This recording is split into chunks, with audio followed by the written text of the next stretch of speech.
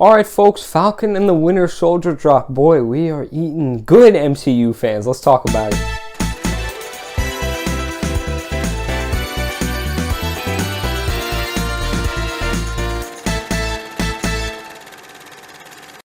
Alright folks, so right off the heels of WandaVision, of course, you had a year-long break, over a year-long break between Far From Home and WandaVision. Now we get a week-long break between WandaVision and Falcon and the Winter Soldier, so that's nice. I'm trying not to take it for granted, but, it is nice to have this back-to-back content. Really, all year we're getting a ton, assuming they stick to the plans for the movies at least. Anyway, let's get into it. So, of course, Sam has the shield that Cap gave him in Endgame. And there's really a lot, in the beginning there, of course, and then at the end with that little, cliffhanger of sorts.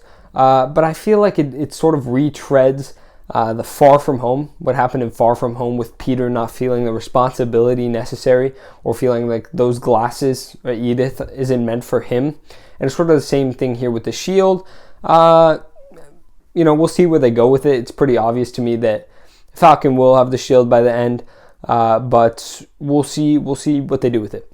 And then, of course, I'm not sure if he's a main villain of the show or if that was just sort of a little cameo, but it is nice to see him again. You have Batroc the Leaper, who is apparently a comic book villain, but he was, of course, in Captain America the Winter Soldier, on the boat scene. Cap and him were fighting, and he's like, I thought you were more than the shield or something like that. And then they go fist to fist.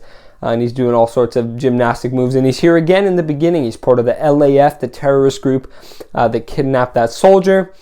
And he's a compelling villain. I like him a lot. And, I think if they do choose to make him sort of one of those slightly recurring villains that doesn't ever need to be a looming threat or a main villain, I'm down for that. Or maybe he shows up a few more times in this episode. It seems like they're going a different route with the Flag Smashers, but nice to see him. There's some pretty great action in the beginning. Obviously, a few things that just seemed a little odd to me, but in general, some great action that again, rises. It's on par with the films even, which is incredible to say.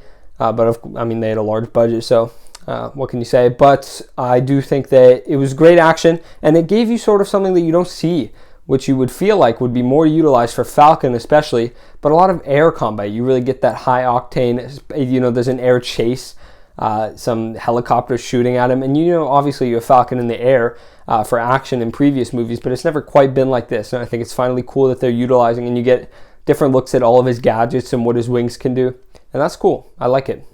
And then I'll just make the obvious comparison, the plane stuff is reminiscent of the Dark Knight Rises and the Bane scene. Pretty cool.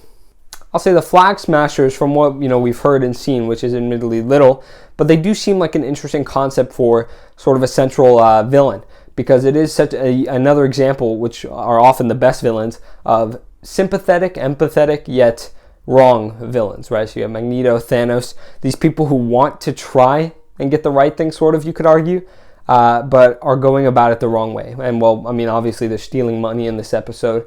But the how they were described as wanting unity, no borders, right?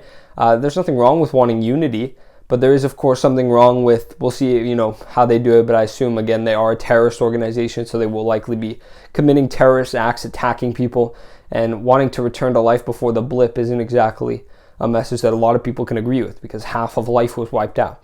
So I am interested to see how they are further portrayed in the rest of the series. Some of the comedy in this episode is unfortunately just not funny, which is not good, because that is one of the MCU's typical traits, something that it usually does well, and an integral part to a lot of the MCU's formula, and especially Torres, I think was his name, the military guy that Falcon was with.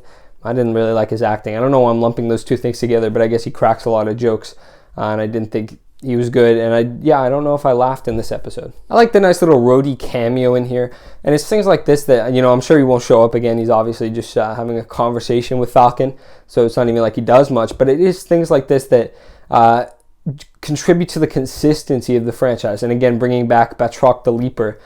These things that they could easily replace for some other generic people, but they utilize these obviously established characters, and it really makes it feel like its own separate living world, a world that has consistency and things that are followed through on. Rhodey is a character who would make sense for him to be there because he's military, he's government, and he's there to pay tribute, pay homage to Cap. And then they have this conversation, and I really appreciate, going the extra mile to get that stuff there. You get some flashbacks in here of Bucky just being, an all-around brutal assassin, and I feel like that part is sort of skipped over. Obviously, everyone knows he was the Winter Soldier, but aside from him, killing Tony's parents, you don't see the fact that he really was just a mindless assassin. So, he killed this innocent person who had nothing to do with his mission.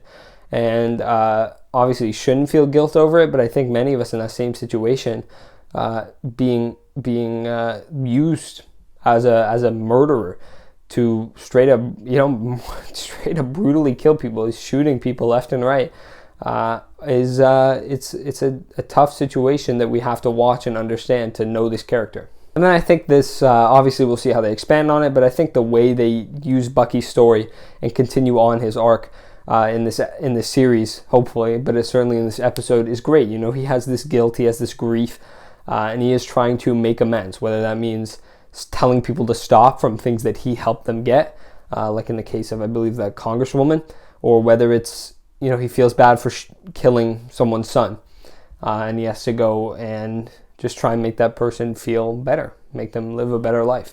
So this episode is obviously very slow, and a lot of just moments in the episode are slow, and I'm not sure I like it. I'm not sure I hate it.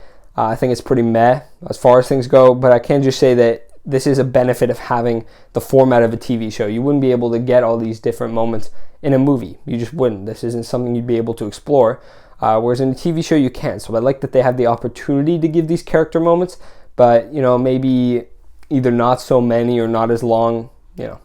There's some beautiful lighting in this episode, just a small little thing that I noticed that I liked quite a bit. Another kind of cool thing was just seeing people either not recognize or only slightly recognize, happened a few times, like these B-tier Avengers. I say B-tier because, they're obviously cool like the other guys. But in this world, you know the big dogs. Cap, Thor, Iron Man. And then obviously Falcon and the Winter Soldier especially are just these more not as well known, right? They're still these celebrities, but they're on a tier lower is what I'm trying to say, and it is cool to see that sort of reflected in this world. And then in this episode does something special, and it gives you a real world look at superheroes' lives, especially Sam's in this episode. He has that one action scene, and then the rest of the time he's trying to help out his sister, his family, and he opens up. He's like, we don't get paid; it's on our own goodwill. There's the goodwill of the other people, and it's fascinating stuff that maybe you think about sometimes in just hypotheticals, but typically this isn't something you wonder about. And I'm just wondering if anyone knows or has any guesses who's the masked flag smasher, because they alluded, they're like, you don't think it could be. I don't think it's anyone we know. Maybe I'm wrong. Probably am wrong, but if you have any guesses, or if the internet has already debunked who it is, let me know down in the comments below, please. I would love to know that. And if no one knows, then I'm interested to find out who it is. I'll say this episode was an interesting introduction. I expect Sam and Bucky to meet up next time. I expect maybe Zemo shows up because we know he's in this show. Some more development on the Flag Smasher, something they do maybe bring Sam and Zemo together, or Sam and Bucky together to work. And then Agent 13 a bit later on, we know she shows up. And I'm looking forward to the next episode. I can say that I do think this episode was, again, sort of like a lot of the WandaVision episodes, something that I'm not sure I'll be keen to returning to in the future. Except, so like WandaVision had the niche of replicating sitcoms excellently. And if that's what you want to watch, that's what you turn to. It's an interesting look at the prior decades in their TV show, while also furthering the MCU. And this is sort of the same thing here. You get to look at the intricacies of the superhero's life while still furthering the MCU. But it's not this high octane. It's not necessary. It's not required viewing by any means.